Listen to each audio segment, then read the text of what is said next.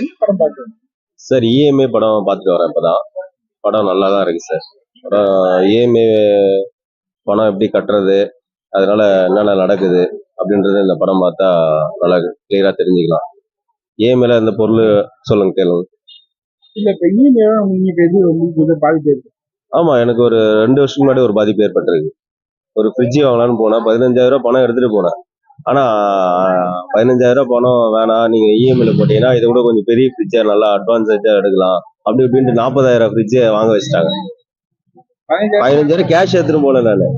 ஆனா என்ன பண்ணிட்டாங்க, சார் இந்த ஃபெசிலிட்டி இல்ல, இது நல்லா இருக்கும் அப்படி இப்படின்னு சொல்லி 40,000 ஃப்ரிட்ஜ் வாங்க வச்சுட்டாங்க. ஆனா எனக்கு அப்பெல்லாம் இந்த மாதிரி தெரியாது. நம்ம அது ஒரு விளையாட்டு போக்குல பணம் அதிகமா வர டைம்ல அதெல்லாம் தெரியல. இப்போ சூழ்நிலையில ஒரு 3 வருஷம் கழிச்சு பார்த்தா அந்த பணம் எல்லாம் ஏன்டா வேஸ்ட் பண்ணிருக்கோம் அப்படின்றது இப்ப தெரியுது எனக்கு. இந்த பாதிப்பு ஏற்படும் இந்த படத்துக்கு கனெக்ட் இருக்கு. அதான் எனக்கு ஒரு இந்த மாதிரி நடந்திருக்கு, அந்த மாதிரி நிறைய பேருக்கு நடந்திருக்க வாய்ப்பு இருக்கு. அதனால எது நமக்கு தேவையோ அந்த அந்த பொருளை மட்டும் நம்ம வாங்கலான்ட்டு ஆசைப்பட்டு வாங்குறத யூஸ் பண்ணலாம். அதிகமா நம்ம ஆசைப்பட்டா இந்த மாதிரி பிரச்சனைகள் வருது. ஆனா பணம் வரும்போது நமக்கு தெரியாது. பட் நமக்கு வேலையோ இல்லை ஏதோ ஒண்ணு இல்லாத போது தான் அந்த பணத்தோட அருமை தெரியுது. நீங்க 2 வருஷம் முன்னாடி எனக்கு 40,000 பெரிய காசா தெரியல, 20,000 எக்ஸ்ட்ரா பண்ணதுனால இப்போ ரொம்ப கஷ்டமா தான் இருக்குது. அதனால ஒரு பொருள் வாங்கும்போது யோசிச்சு எடுங்க, அதை பயன்படுத்துங்க. ரொம்ப இந்த படத்துல பிடிச்ச சீனு அந்த அம்மா சீன் நல்லா இருக்கு. அம்மா ஆக்சிடென்ட் ஆயிடுது. இந்த படம் ரொம்ப கனெக்டா ரொம்ப இருக்கு. பேரரசு சார் நல்லா நடிச்சிருக்காரு. பிடிக்காத ஒண்ணும் இல்ல சார், நல்லா தான் பண்ணிருக்காங்க. எல்லாம் நல்லா இருக்கு, எல்லாம் நல்லா தான். படம் இஎம்ஐல மாட்டினவெல்லாம் எவ்வளவு சித்திரவதை பண்றத சொல்லியிருக்காங்க. வேற என்னன்னா, நாட்டுல ஒரு எவ்வளவோ பேங்க் இருக்குது, 35,000 பேங்க் கிட்டால இருக்குது. அவங்க வந்து சும்மா கடனை கொடுத்து நடுத்தர மக்களை பூரா உள்ள கொண்டு மாட்டி அவங்க வந்து ஒரு சூசைட் பண்ற அளவுக்கு கொண்டு போய் விடுற மாதிரி ஒரு கான்செப்ட். ஆனா அது எல்லாமே கனெக்ட் ஆகல. அதுதான் மனசுக்கு ரொம்ப வேதனையா இருக்கு. இது நல்ல கான்செப்ட் எடுக்கலப்பா, அப்படியே நம்ம ஒருத்தனை பதறணும், இனிமே இஎம்ஐ வாங்கக்கூடாது அந்த அளவுக்கு கொண்டு போகல, மேலோட்டமா சொன்ன மாதிரி இருக்கு. அதுதான் கொஞ்சம் வருத்தம் இருக்குது. மற்றபடி ஒன் டைம் வாட்ச் பண்ணுங்க. இஎம்ஐல பாதிக்கப்பட்டது ஒரு கார் வாங்கியிருக்கேன், ஒரு பைக் வாங்கிருக்கேன். கார் வாங்கின 3 மாசம் இஎம்ஐ கட்டினா தூக்க தான் செய்வான், அது எல்லாருக்குமே தெரியும். அதே மாதிரி பைக் வாங்கினவன் தூக்க தான் செய்வான். ஸோ கார்ல வந்து அம்மாவுக்கு ஆக்சிடென்ட் தூக்கிட்டு போகும்போது வழியிலேயே மறைச்சு காரை பிடிங்கிறாங்க. ஓகேங்களா, காரை பிடிங்கவனு என்ன செய்வான், ஆட்டோல பிடிச்சி ஏற்றி போய் பண்றான். பண்ணும்போது பாத்தீங்கன்னா அவன் கையில கட்ட காசு இல்லை. அப்போ முதலமைச்சரோட ஒரு ஸ்கீம் சொல்றாங்க, இன்னமும் நானே முதல்வரா ஏதோ ஒரு ஸ்கீம். அந்த ஸ்கீம்ல ரோடோரமா ஆக்சிடென்ட் ஆன எல்லாருக்குமே 1 லட்சம் ரூபா வரை உதவி செஞ்சு அவங்க உயிரை காப்பாத்துறதுக்கு தமிழ்நாடு அரசு வந்து முன்னாடி இருக்குன்றத எக்ஸ்பிரஸ் பண்ணி சொல்லியிருக்காங்க. லாஸ்ட்ல வந்து ஒரு டாக்குமெண்ட்ரி மாதிரி போகும். இருந்தாலும் நமக்கு தெரியாத மெசேஜ் சொன்னதுனால அவங்களுக்கு ஒரு சைட்டை போடுவோம். இது வந்து ஒன் டைம் வாட்ச் பண்ணுங்க. ஹீரோயின் வந்து ரொம்ப அழகா இருக்காங்க, நம்ம எதிர்பார்க்கவே இல்லை. இது ஒரு பட்ஜெட் மூவில வந்து இப்படி ஒரு ஹீரோயினை போட்டாங்களா அப்படிங்கிற அளவுக்கு இருக்கு. ரொம்ப அழகாவும் இருக்காங்க. படத்துல ஒரு 2 மணி நேரம் அவங்க வாட்ச் பண்ற மாதிரி பண்ணியிருக்காங்க நம்ம சொல்ல முடியும். பிளாக் பாண்டி பெர்ஃபார்மன்ஸ் எல்லாம் ஒண்ணுமே கிடையாது. அவர் வந்து என்ன சொல்றது, காமெடிங்கிற பேர்ல வந்து அவங்க பண்ணதெல்லாம் அவ்வளவு நல்லா இல்ல.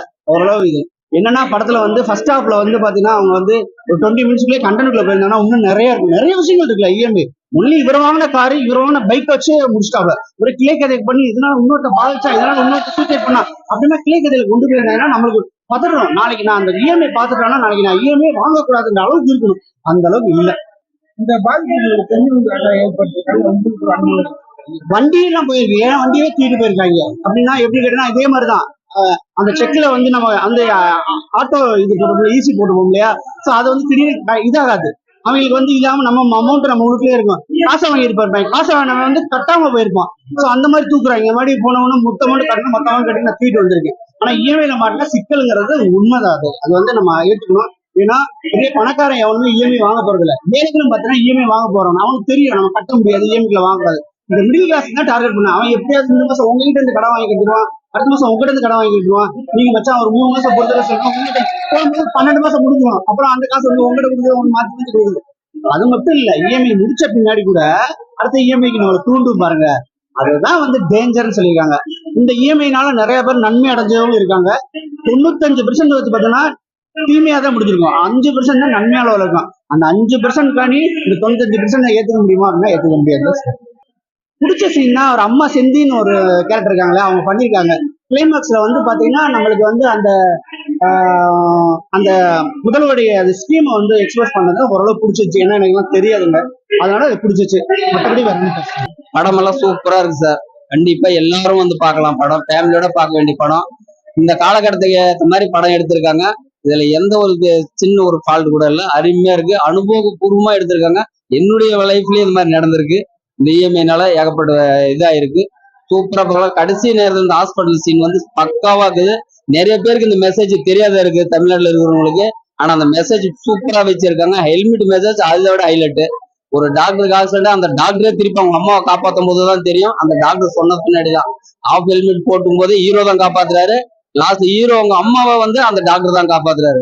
காசு வேணாப்பா, இது கவர்மெண்ட்ல 1,00,000 ரூபாய் ஸ்கீம் கொடுத்துருக்காங்க அப்படின்றது இது தெளிவுபடியே வந்து ஜனங்களுக்கு பப்ளிக் போய் சொல்லலாம். இந்த படம் மூலியமா கண்டிப்பா எல்லாருக்கும் ரீச் ஆகும் நம்புறோம் சார். ஃபேமிலியோட வருமானத்துக்கு தகுந்த மாதிரி இஎம்ஐ வாங்கி நம்ம சிக்கனமா பயன்படுத்தணும்னா அது லைஃப் நம்மளுக்கு கை கொடுக்கும். அளவுக்கு அதிகமா வேணா அது நம்மள சாப்பிடும். என்னுடைய லைஃப்ல நடந்த மாதிரி இருக்கு உணர்றேன் சார் இந்த படம். என்னுடைய வாழ்க்கைக்கு ஏத்த படம் தான் இது. ஏபிசிடில 26 எழுத்து. அதுல இஎம்ஐன்றது வாழ்க்கைக்கு முக்கியமான அந்த இஎம்ஐ என்ற 3 எழுத்து. இதுவும் கடன் தான் இஎம்ஐ, இதுவும் இஎம்ஐ தான். நீ கார் தான் வாங்கல, மீன் கூட வாங்கிடலாம். ஜாமீன் எவனுக்கும் போடக்கூடாதுப்பா. அத நண்பன் தான் நண்பனோட வச்சுக்கணும். ஆதார் அட்டை கொடுத்து பேன் கார்டு கொடுத்து அவனுக்கு சைன் பண்ணுமா, ஏதோ 2 முறையில அவன் முறையா கட்டிட்டா பிரச்சனை இல்லை. இந்த முறையா கட்டலன்னா நண்பனுக்கு நோட்டீஸ் தான் வரும்.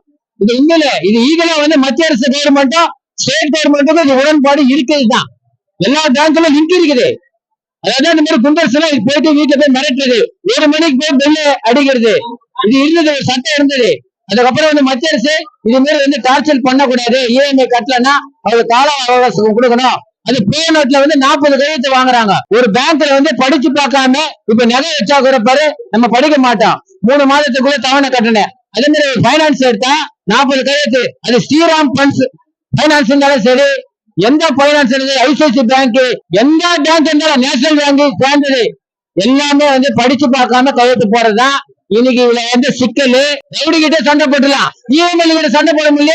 ஒரு கஷ்டத்துல இருக்கிறவங்க எப்படி இஎம்ஐ திடீர்னு எடுத்து எப்படி எல்லாம் கஷ்டப்பட்டு அதுல இருந்து எப்படி சால்வ் பண்றாங்க அப்படின்னு சொல்லிட்டு ஒரு ஃபேமிலியா இருந்து எல்லாத்தையும் எனக்கு என் ஃப்ரெண்ட்ஸால பாதிப்பு வந்திருக்காங்க.